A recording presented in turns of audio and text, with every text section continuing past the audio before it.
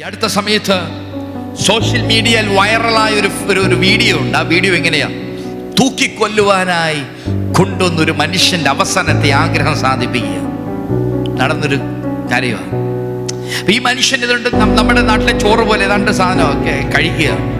ആ വീഡിയോ ഞാൻ അല്പസമയം ശ്രദ്ധിച്ച് എന്താണ്. അപ്പൊ തൂക്കിക്കൊല്ലുവാനായി അടുത്ത് ഈ ഫുഡ് കഴിച്ചു കഴിയുമ്പോൾ അവനെ തൂക്കിലേറ്റും. തൊട്ടപ്പുറത്ത് പട്ടാളക്കാരൻ നിൽക്കുക തോക്കുമായിട്ടൊക്കെ. ഇവന്റെ അവസാനത്തെ ആഗ്രഹം, ഇവന്റെ ഏറ്റവും ഇഷ്ട ആഹാരം കഴിക്കുക. ഇഷ്ടപ്പെട്ട ആഹാരം കഴിക്കുമ്പോൾ ആ മനുഷ്യന്റെ കയ്യിൽ വിറയ്ക്കുക. അവൻ വിറച്ചുകൊണ്ടാണ് കഴിക്കുന്നത്. കാരണം അടുത്ത സെക്കൻഡിൽ, അടുത്ത മിനിറ്റിൽ ഈ ഫുഡ് എപ്പോൾ കഴിച്ച് തീരുവോ മരണമാണ്. അവിടെ നിന്ന് അപ്പുറത്ത് നിന്ന് പട്ടാളക്കാർ ആക്രോശിച്ചുകൊണ്ടിരിക്കുക, പെട്ടെന്ന് കഴിക്കുക, പെട്ടെന്ന് കഴിക്കുക, പെട്ടെന്ന് കഴിക്കുന്നത്. പക്ഷെ ഇവന് ഇറങ്ങത്തില്ല. വിറച്ചുകൊണ്ടാണ് കഴിക്കുന്നത്. കാരണം അടുത്ത നിമിഷം മരണമാണ്. പക്ഷെ പത്രോസിനെ നോക്കാം. അടുത്ത ദിവസം പ്രഭാതത്തിൽ തല ഛേദിച്ച് കളയുമെന്ന് പറയുമ്പോൾ പത്രോസ് അപ്പോസ്തലൻ കാരാഗൃഹത്തിൽ സുഖമായി കിടന്നുറങ്ങുക. കാരണം വചനമുള്ളവൻ. ഇന്നു പകൽ പറയട്ടെ, വചനമുള്ളവൻ ഏത് പ്രതിസന്ധിയുടെ നടുവിലും, ഏത് പ്രതികൂലത്തിന്റെ നടുവിലും, കാരാഗൃഹത്തിലായിക്കോട്ടെ, വാളിന്റെ മുൻപിലായിക്കോട്ടെ, ആമേൻ, he will have the peace of God. ദൈവത്തിന്റെ സമാധാനം അവന്റെ അകത്തുണ്ടാകുക.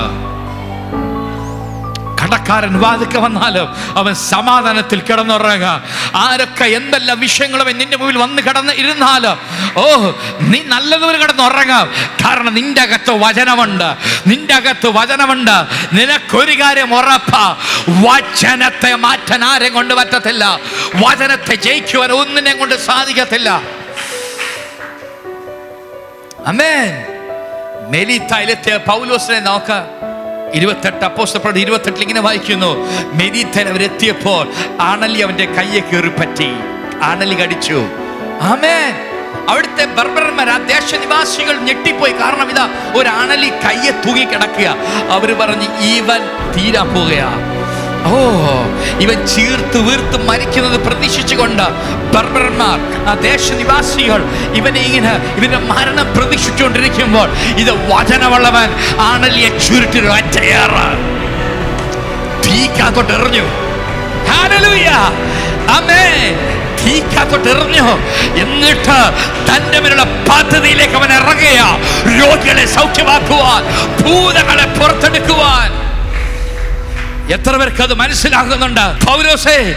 പൗലോസേ, മരണത്തിന്റെ താഴ്വരയിൽ കൂടെ നീ പോയപ്പോൾ നിന്നെ നിലനിർത്തിയത് എന്താ? എൻ്റെ മേലുള്ള ദൈവത്തിന്റെ വചനത്തെയാണ്. ഞാൻ വിശ്വസിക്കുന്ന ദൈവത്തിന്റെ വചനം. ആമേൻ. അതിനെ ജയിക്കുവാൻ ഒന്നെന്തെയും കൊണ്ട് സാധിക്കത്തില്ല. എത്രക്കത് മനസ്സിലാവുന്നുണ്ട്? വളരെ നിന്റെ അകത്ത് ഈ വചനം വേണം. നിന്റെ അകത്ത് ഈ വചനം കയറിയാൽ, ഞാൻ ഇന്ന് പകൽ പറയട്ടെ, നീ അപ്പം കൊണ്ട് മാത്രമല്ല വചനം കൊണ്ട് ജീവിച്ച് തെളിയിക്കാൻ പോവാ. വചനം കൊണ്ട് നീ ജീവിക്കുമ്പോഴുണ്ടല്ലോ, വചനത്തിന്മേൽ വെളിപ്പെട്ടു വരുന്ന ദൈവത്തിന്റെ ഗ്ലോറി. യേശുവിന്റെ നാമം എത്രക്കത് മനസ്സിലാക്കുന്നുണ്ട്? നമ്മൾ നേരത്തെ കണ്ടല്ലോ ഈ വചനത്തിന്മേൽ ദൈവത്തിന് ഗ്ലോറി ഇറങ്ങുമെന്ന്. ആമേൻ. ഞാൻ പറയട്ടെ, വചനത്തിൽ ജീവിക്കുന്നവനിൽ ദൈവത്തിന്റെ മഹത്വം അങ്ങോട്ട് വെളിപ്പെടാൻ തുടങ്ങും.